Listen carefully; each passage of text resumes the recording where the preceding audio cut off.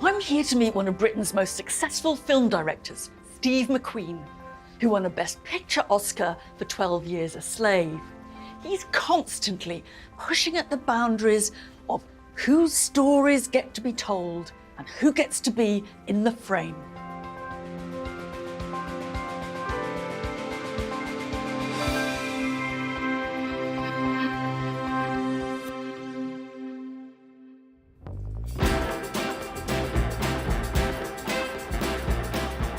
McQueen is an artist and a filmmaker, the only person to win both an Oscar and the Turner Prize. He's recently put the faces of thousands of London school children on the walls of Tate Britain and had a retrospective at Tate Modern. But his trademark is tough subject matter. Shake. Come on. From Hunger, about Bobby Sands, the leader of the 1981 IRA hunger strike, to Shame, a film set in New York tackling sex addiction. We should do this again. He asks us to look at what many might want to avoid. He's now turning his attention back home to 20th century London in an anthology of 5 films called Small Acts. My hunch is that it's a classic of the future. It's both celebratory and accusatory. His characters shape their lives against a background of prejudice and discrimination. The title of the series, Small Acts, comes from the African proverb, "If you are the big tree, we are the small axe." You get the point. The sharpness of a few can bring down mighty authority, even tyranny. Indeed, as in film, so in life. Thank you very much. Right, sorry to keep you. Steve, it's great that you could come and talk to us here because you're still very busy editing Yes. the films, just down the road. Yeah. Last time was Ronnie Scott's. We were celebrating the opening of my exhibition at Tate Modern. I'm a terrible country mouse, and I've never been to Ronnie Scott's. Never? Ever. Wow. No. Okay. So thank you for giving me the excuse to be here. Prince was standing exactly where you were. Never mind. Thank you. I wanted to start with your exhibition at Tate Britain, because you really gripped them with your current exhibition there of year 3s in London schools. I wondered how that came about as a project.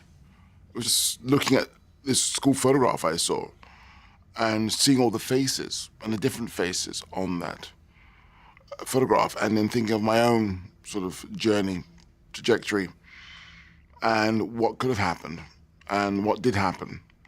So then I got very much interested in that whole idea of photographing children at a certain age before a certain turning point. The question is how you went from being on the cusp of 7 to 8 to now. Yeah, but also there's a turning point. There's a situation where at a certain point, you're as a child, you're not concerned with class or gender or race or anything else like that. Just after, there's a point of limbo when things sort of, your surroundings get sort of brought into your consciousness as a child, and things start to change. One makes judgments, one makes decisions. I was very interested in reading people's reactions to the show because I thought there was a kind of wider point being made too, which I wanted to ask if you agree. I mean, I thought that there was a big question in it about who do we see in a frame when we go to a gallery? It's just one of those things where to have a situation where you're looking at the future, to look at London, because people have an idea of London, but they don't know what London actually looks like. And they have no idea what the future looks like. Well, therefore, you come to the exhibition, you'll see an idea what the future will look like and what could develop from there.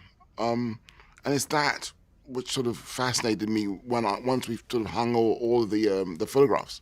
I remember one person, and they walked in and they started to smile and beam, and at a certain point they started to sort of cry and have a little bit of a breakdown. And I thought, what the hell was that about? What was that about? And I think it's about, I think what I gathered in some ways is it's about what the future holds for them as well as the happiness of seeing them in the front row, visible. But you were doing that project at the same time as you were making Small Acts, which is it's a kind of anthology of 5 films which are going to be on BBC One, as it were, exploring different aspects of the West Indian community in London. Yes. We started in 1968 with Frank Critchlow basically opening the Mangrove restaurant on All Saints Road in Notting Hill. The Mangrove was an all-night restaurant owned by Frank Critchlow. It became a home from home for members of the West Indian community, but also a target for the police. It's in All Saints Road, Notting Hill, that the tension between police and black people is most evident. So they patrol the area heavily, 24 hours a day. And many black people resent it bitterly. Well, people around here feel very angry about the police and their actions, saying things like, why don't you go back to your country? Hello, see you in court tomorrow, and things like that. They provoke the whole black community. The Mangrove gets repeatedly raided by the police with support of the authorities. And, this is sort of well documented of what happened. And what happens in some ways is there's a sense of resistance, a sense of we're not standing for this. We're not gonna stand for this. And there's a situation where Anthea Jones LeQuant and Darcus Howe help Frank to organize a march against this sort of constant persecution by the police. On Sunday, the 9th of August in North Kensington, a demonstration took place against the police, which degenerated into totally inexcusable violence. Some 150 people marched through Notting Hill, protesting against the police campaign of intimidation. But over 300 police were waiting for them. The upshot was that 2 women and 7 men were charged with incitement to riot. They became known, after the restaurant, as the Mangrove 9. It was a restaurant that was attracting a hugely wide and extremely distinguished clientele. It attracted the local people who wanted to sort of have a home away from home. It attracted the intellectuals, the hoi polloi, musicians, famous actors, and so forth, from Marvin Gaye, Jimi Hendrix, Nina Simone. So it was a real hub of vibrancy. And the powers that be didn't like it. I imagine they didn't like the idea because this could be some kind of a starting point of, how can I say, people getting ideas about their station, who knows. But anyway. The establishment rarely likes the hoi polloi getting ideas above their station. Yeah, and there was a demonstration which turned into an unfortunate sort of incident, and they got pulled up on charges of rioting the fray. A good bit of your film is about how they defend themselves. The second half is the trial. It was a trial which lasted 11 weeks in the Old Bailey, a place for high treason, a place for crimes against the state. The fact that these 9 people were being dealt with right in the fray in the highest court in the land tells you how much intimidation they had. The trial at the Old Bailey lasted 55 days, as the Met Police tried to discredit the Mangrove 9. In the end, they were acquitted of the most serious charges, and the judge acknowledged that there was evidence of racial hatred, though he said it was on both sides. But they win. It was a win. It was a kind of a bittersweet win, because the next day, a gentleman, one in that Mangrove 9, Roden Gordon, gets his arm and leg broken and gets put into prison for 36 months for a crime, a made-up crime. But in the same time, there was a gentleman called Enoch Powell who gave a speech called Rivers of Blood. I'll tell you a funny story about Enoch Powell. I was on the district line, I can't remember, I think it must have been 88, and I used to work at Marks and Spencer's on the King's Road. And I was on the district line, I was going to work, and I looked up, who do I see? Enoch Powell. And he was kind of disheveled, sort of sitting on the edge of the on the side of the train, the carriage. I was sitting kind of fairly opposite him, basically. I was like, oh God, I wish I had a camera. And he's kind of disheveled. And then this African lady sat down plump next to him with her baby, and the baby would be crawling up her shoulder and trying to grab onto Enoch. And he was like a bit disheveled like this. And then she didn't know who this guy was. She just pulled the baby down, and the baby would go up and try to touch him, and he was like, we won.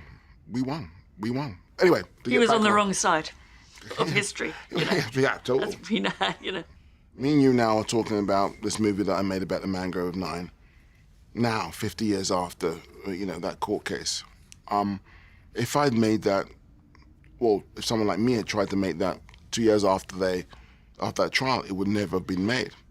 Time has given us the perspective of a victory. But people had to live through 50 years to get to that point where we can have this conversation. So many, Black and West Indian people have been talking about the police for so long, but it takes time. Similar to what's happened with George Floyd.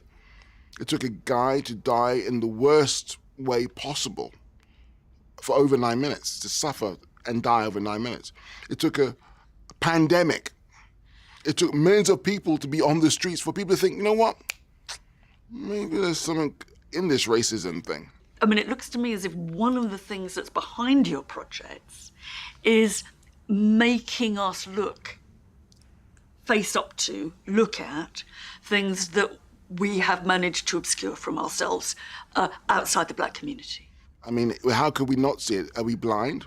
Yeah. Look at this. I mean, look at what happened in education in this country with Black children, particularly Black boys being excluded. I mean, people talk about knife crime, the evidence. You think young children love sort of the idea of, putting a knife into someone? So you have to ask yourself, why? How did this insanity happen? Well, in some ways... Let's walk backwards and trace our steps. In some ways, that's what establishment culture, or any culture in some way, does. It obscures some bits it doesn't want us to see. It rests on everybody colluding not to see. Right? So if we all agree not to see, as soon as somebody, this is the Emperor's New Clothes, as soon as someone comes along and says, look, everybody, they've got no clothes on, sure, we then see it. Well, I wish it was more fragile, because it's been going on forever. You know what I mean? It's been going on forever. McQueen picks up these issues in Red, White and Blue, the true story of Leroy Logan, who abandoned a career in science to try and climb the ladder as a police officer in the Met.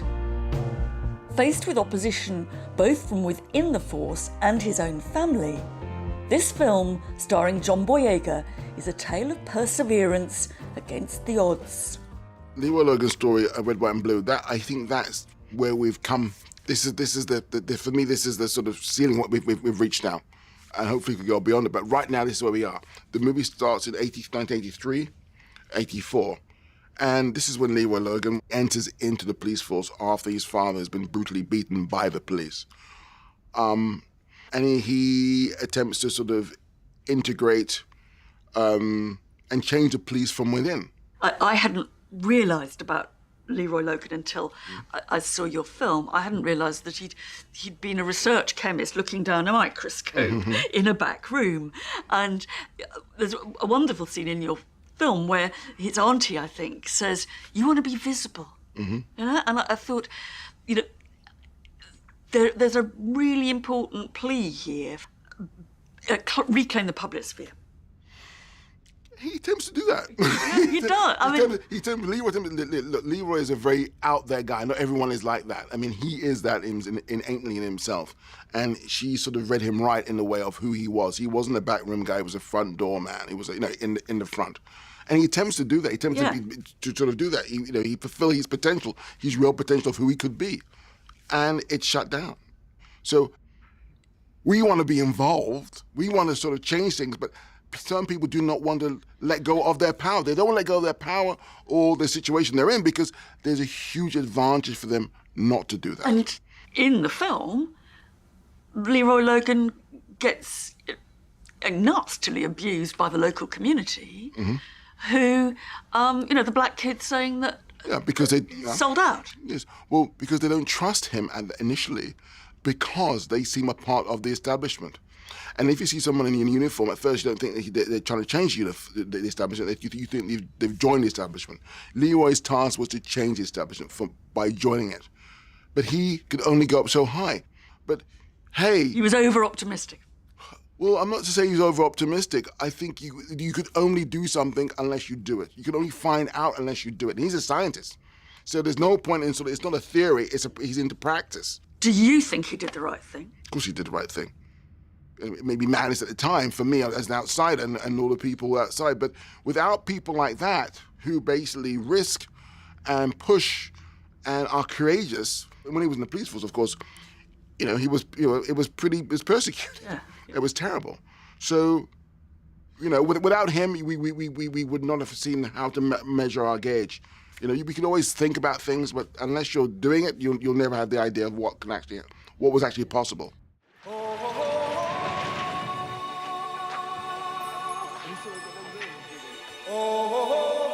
In contrast to these overtly political films, another in the anthology is Lovers Rock, an ode to the style of romantic reggae of the same name. It's a film set across one night in 1980. You're essentially joining a party in Ladbroke Grove. Everybody was kung fu fighting. Those kids were fast as lightning. A blues shabeen was, it was basically made up because it was invented because black people weren't really welcome in clubs. They weren't invited or welcome in the clubs. If they were, there was a quota or whatever. So people made their own. So, people's front living rooms would turn into sort of nightclubs. They roll the carpet up, put the sofa and whatnot in the back room and open it up as a dance. It was about taking ownership of one's own destiny. Okay, they won't let us in here? Okay, we'll go somewhere else. We'll go over here. We'll do this. And again, it was that self-determination to sort of just to celebrate. But at the same time, people were working for the weekend. People had to suffer horrible jobs, racism, all kinds of craziness. But there's the extraordinary scene then when Martha gets home. She gets into bed, there's a cross above her on the wall, and she's woken up to go to church the next morning. And suddenly that kind of, that idyll of everybody getting together or a party, sex and all the rest, it becomes a different story. Yeah, it's sexual. It's Cinderella. Exactly, Cinderella. It's sensuality, sexuality. It's not just sex. There's a lot of foreplay there. Thank God, and that's the dance and attraction and so forth. I mean, it's based on my aunt, Molly, who basically my uncle used to leave the back door open for her to go to the blues because she wasn't allowed to go to the blues. She used to leave Shepherd Bush to go to Ladbroke Grove. But there was a situation of release and exit to be the full person you could possibly be within that moment of time where you couldn't be in the week in your 9 to 5. This is a story which any working class, any person will know and would identify with and would recognize. You've got these films, they're on prime time on BBC One. What would make you most pleased about people's reaction? I imagine that you hope that some people will see a different version of the world after they've looked at these, For me, what's very important in some ways is that people see the complexities of the West Indian community, the black community, and also the complexities of the reality that they're living in now and how that community has influenced every day without them even knowing. My guess is that if we fast forward 20 or 30 years and we're looking back at these films, I think that we'll see them as part of a way of changing our priorities in what a historical story is. I think they brilliantly resist simply turning the narrative over and saying, the goodies are now the baddies or the baddies are now the goodies. They shine a light into different places and make those places undeniably visible to the average television viewer. Yeah, but what's so sad about it is people had to live and die before And before people like you say that. No. People have to live and die before No, people say. this is tragic. Oh, totally tragic, because, as I said before, there's two generations of black filmmakers and artists that I never emerged and now are doing other things. I mean, They never materialized. But some of them did, but they also tend, I think, not to be seen. Watching your films, I started thinking about the filmmaker Horace Ove. Yes. First black British feature film director. Pressure. Mm-hmm. And I thought I always very, very much liked his satire, Black Safari. Hard at starboard. This is the coast of darkest Britain, of Lytham St. Anne's, 1972.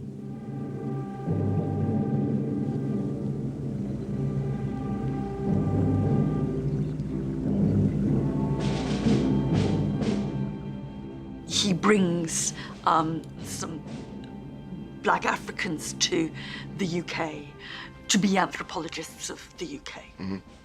And, it was shown also primetime British telly, and it was sort of meant to be a joke, sort of. This is totally nothing to do with that. It's to do with us, we, telling our stories that should have happened before.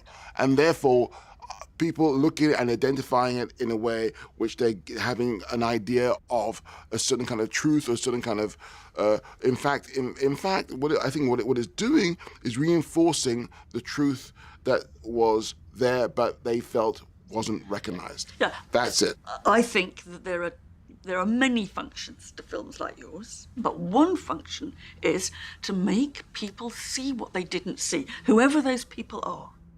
Well, I would say this is to reinforce what people knew already. You say that, and I'll say that, because obviously, there's a difference. It's not a bad difference, but I can only speak from my vantage point. Yeah. The way you see an apple is very different to how I see an apple, and that's cool. Yeah. Still tastes the same, I think. To go back to a historical perspective, we can go back 2,000 years, and it's easier to talk about it 2,000 years ago because, we have less stake in the ancient Greeks. We can see the choices that people make in the stories that they tell. Okay, the only way I can answer that question is to see the people who are marching on the streets. With this unfortunate thing what happened with George Floyd this year. Basically, there were a lot of people other than black people marching on the street. All the people in general, what they want to be is healthy. What they want to be is on the right side of history. What I want to see is that being part of the way we tell the stories of the second half of the 20th century. Just like, what Mike Leigh did with Peterloo. Yeah.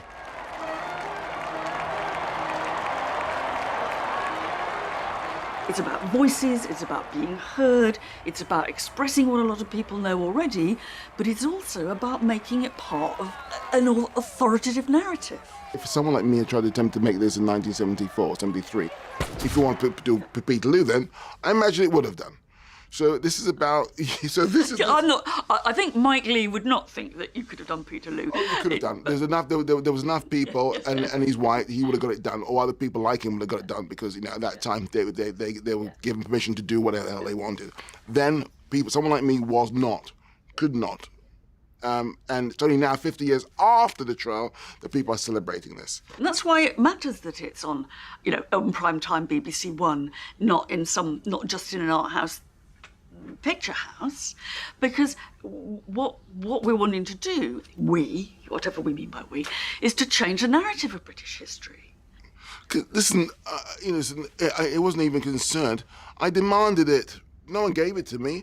I took it. I told them this has to be. No one gave me anything. Like Leroy Logan was trying to sort of, get his position in the Met to a certain point. I wanted my films to be in that particular position. To put the movie, to put the films in the front line. I demanded it. And why do you think you get away with it? What is the power that you have, do you think? What do you think it is? I think you are extremely adept at making works of art, works of film that you cannot ignore. And I went back and looked at some of your other movies, and I thought, what this is doing is taking you by the scruff of the neck and saying, look at me. I thought that was absolutely true, for example, of Hunger.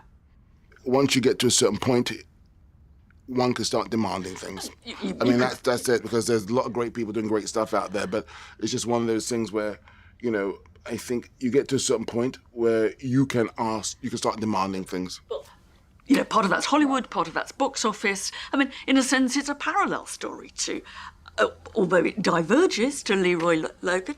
He was looking for the same things I was looking for, to be sort of respected and to be sort of acknowledged in what they're trying to do for the broader, wider community. It's that simple. Yeah. And you know, in the 80s, he did unfortunately manage to do that. Maybe someone now going into the Met like him would be. Last question, what are you doing next? Oh, God blimey. Well, the next thing I hope is at some point to show Grenfell. So hopefully next year, we're still talking to some of the local communities. COVID-19, I mean, it's just a difficult time to sort of, you know, to sort of put things out there. But that's why I'm very grateful about Small Acts, that it is coming to people's homes. Yeah. And you have the easy access, switch your television on and see it. One very last question. Do you think that anything good for the art world or the movie industry might come out of the pandemic? Or is it all a downer? I think people will come back with lots more vigor. I think, you know, the cinema situation is very hard. It's very difficult right now. But I do think there will be a cascade, an avalanche of films. I do believe that the industry will be more busy than it ever has been, just because people want things so much. People want to be in a community looking at films, and also the theatre. I think there's going to be such a drove of people to the theatre, but that's why we've got to keep holding on. But we need government support, because, you know, without that, you know, certain things will crumble. And we make billions and billions of pounds for this country within the arts, and we just need support. This is no one's asking for a favour. We're asking to help the community within the arts, because we bring so much, not just joy and pleasure, but revenue to the table. So possibly we'll see a more interesting, a more active, more diverse theatrical film world, but it's a few years down the road. It has to be. I mean, you know, what the arts have to, as far as sort of, you know, seeing more sort of people of colour, you know, behind, in front of the camera. We can't go back to where it was. It's impossible, because, you know, look at London, look around us, and that's just going back to year 3. Look at our environment. We are, as we spoke about before about the West Indian community, just as we are complex. Yes. Thank you very much. Steve, thank you very much. That's good. Thank you. And cut. For the hell.